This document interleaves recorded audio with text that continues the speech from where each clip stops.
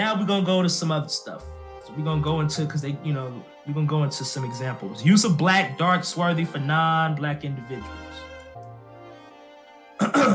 This is an anthropological study, like on the Eastern European Jews by Maurice Fishberg, how they sought skin color. So often Jews and other ethnic groups who appeared white were described as dark, black, or swarthy. The source is Maurice Fishberg, Materials for the Physical Anthropology of the Eastern European Jews, page 112. Only those whose skin appeared brownish or swarthy were taken as dark, and those having a yellowish or somewhat muddy tint were regarded as fair. So if you came off appearing to them with your skin being brownish or swarthy, even if you weren't black, you're going to be taken as dark, and you will be described as such in history books, and people will come hundreds of years later and think that you are the descendants of African Americans simply because you're called dark. Swarthy, this is a dictionary definition. Just a simple one, vocabulary.com, right? Swarthy means dark skin. If you like tall, dark, and handsome men, you find a swarthy complexion attractive. Except in movies I've seen white people be called tall, dark, and handsome, and they wasn't dark. Not everyone with dark skin is swarthy. The word is usually used to describe someone whose skin is weather-beaten and darkened by the sun, or has an olive complexion.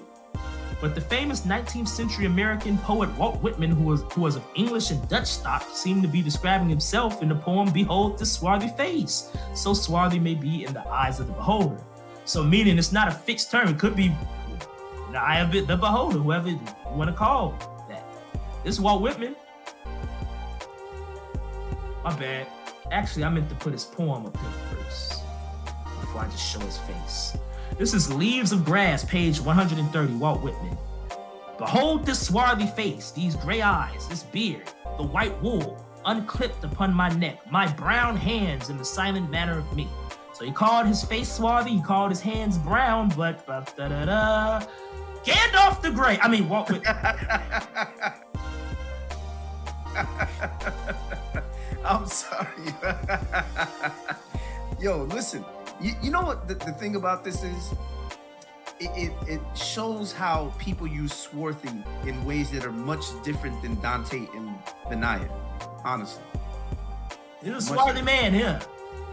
What a man, what a man, what a man, what a swarthy man.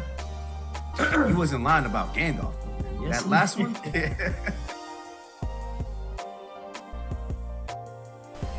Hey, I also wanted to add the fact that the word swarthy can also be attributed to actual Africans. If you look at this definition from the mid-1800s, down there you see it. Number one, it says, black as the swarthy African. Now, this definition was given to me by a Hebrew brother, and I appreciate it. We were at odds about this whole topic, but his definition that he gave me, this is the mid-1800s, is actually inclusive of my argument about these sources pertaining to non-black, non-African people, because it also includes Spaniards and Italians, right? And we also know that certain Jews were called swarthy. So basically, the definition is being of dark hue or dusky complexion, tawny, and we know depending on who's speaking, that's what it's going to be. To somebody who is Caucasian or so-called white, somebody being swarthy may not be an actual black person. It might be somebody just darker than them. To people of African descent and black people, we wouldn't look at it the same. We would look at them all probably as similar, just tan. So we see Walt Whitman describing himself as swarthy, and we're about to see Benjamin Franklin's attitude on certain European peoples who he deemed as swarthy. So let's proceed. I just want to highlight how European descriptions of swarthy and tawny are inconsistent. So this is Benjamin Franklin, right? Observations concerning the increase of mankind. Benjamin Franklin, page 10. Benjamin Franklin describes the Africans as black, tawny, and the Spanish, French, Russian, Swedes, and Germans as swarthy, right? All right. Where should I start? Oh, Palatine Boers. I'm just mentioning this word because those are Germans, I believe. He had a problem with German people. Which leads me to add one remark that the number of purely white people in the world is proportionally very small. Ooh, so that means he regard the rest of the world as dark? All Africa is black or tawny. Asia, chiefly tawny. America, exclusive of the newcomers, wholly so. So he meant the native Indians. And in Europe, the Spaniards, Italians, French, Russians, and Swedes are generally of what we call a swarthy complexion, as are the Germans also. So you have Swedish people being swarthy, dark, Russians, French, I get the Italians, I get the Spaniards, but the Germans, the Swedes, the Russians? So Hitler was swarthy? Well, no, I know he lived way before Hitler, but I'm just saying, but according to this reasoning, you know, the German people, so I guess if we're just gonna follow the logic all the way through, historically, moving on through time, Hitler would have been on the scene, then I guess Hitler theoretically would have been considered swarthy by Benjamin Franklin's definition. I forget, I took it out, but wasn't this published 1755, right? Yeah. Yeah, you had people, I don't know, man. Look. Wait, real quick, can you wait, go back. Let me just read this part right here.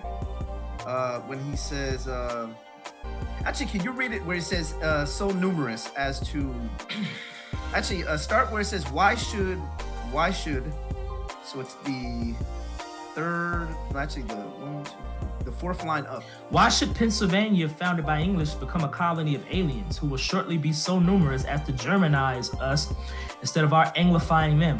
They will never adopt our language or customs any more than they can acquire our complexion. So acquire our complexion in reference to the Germans. Yes, because they're the Palatine Boys, those are the Germans. Right. Interesting. Yeah, I mean, I don't know when the Germans, 150 something years before, which a little under 200 years, they just became white, huh? But I don't know. Right. I don't know. Here go another book, right? European Beginnings in West Africa. This is that J.W. Blake, page 7, right? See how he describing Negro Kingdom where lived the Jalafs, this is in Senegal, whose black skin distinguished them sharply from the tawny Arabs of the Barbary Coast. Now we juxtaposing the word black with tawny, but they said that they were saying that the people in Africa were tawny. Tawny is just another word for saying dark. But here we have another inconsistent case of Europeans where they saying, oh, black skin, but then you have the Arabs being tawny. We all know how Arabs tend to get. They get brown skin. All I'm saying is Europeans can be inconsistent when they darkening non-Europeans but non-black people.